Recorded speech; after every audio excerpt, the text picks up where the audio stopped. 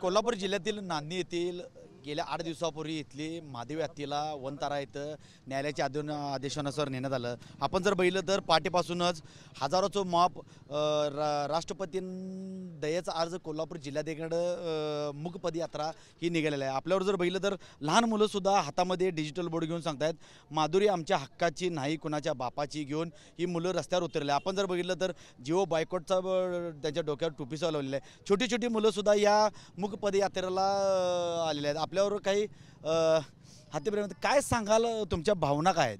आमच्या भावना एवढ्याच आहेत की इथं आमच्या एका हत्तीसाठी नाही आहे, ज्या हत्तींना कर्नाटक असू दे गुजरात असू दे इथं आपल्याकडे इकडे जे आहेत त्यांच्याकडे जेवढं हे दिलेलं आहे हत्ती आम्हाला परत द्या, तरी सर्वांच्यासाठी हे लढा चालू आहे।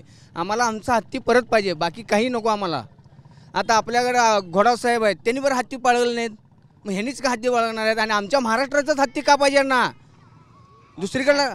आमची संस्कृती आमची अस्मिता आहे, आमची माधुरी हत्ती आमची संस्कृती आहे, आमची परंपरा आहे। किती वर्ष झालं ही परंपरा चालू राहिलेली आहे। एक बी पूजा असू दे, दर रविवारी आमच्या जयसिंगपूर बाजार असू दे, उमळवाडच्या मंदिराला असू दे, कुठल्या पण गावात असू दे, ही माधुरी फेरफटका मारत्या। त्यामुळे आमची लहान पोरं असू देत हत्तीला बघून किती आनंदित होतात, आनंद त्यांचा गगनात मावत नाही। आणि आता ही हत्ती आमच्यापासून हिसकावून घेतलं जात आहे कशासाठी? फक्त एका मोठ्या माणसाच्या घरात पाळलेल्या छोट्या हत्तीसाठी, कशासाठी? काय सांगाल? हत्ती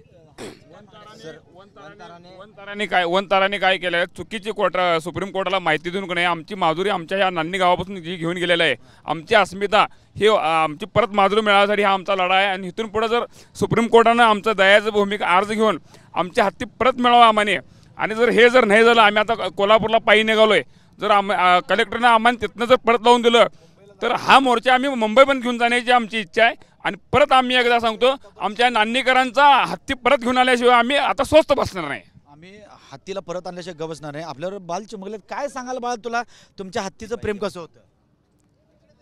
माधुरी आमच्या हक्काची नाही कोणाच्या बापाची।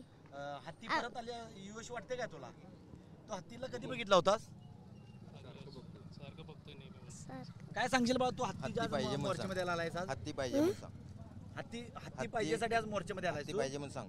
हत्ती पाहिजे।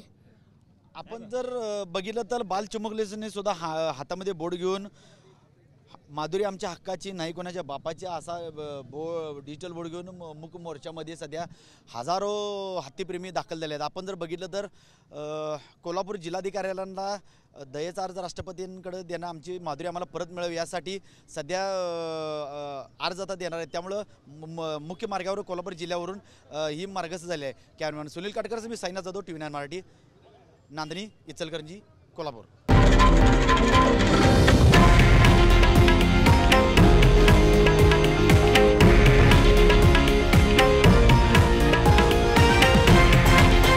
हे आहे देशातील नंबर 1 न्यूज नेटवर्क आणि आपण पाहत आहात TV9 मराठी, एकमेव।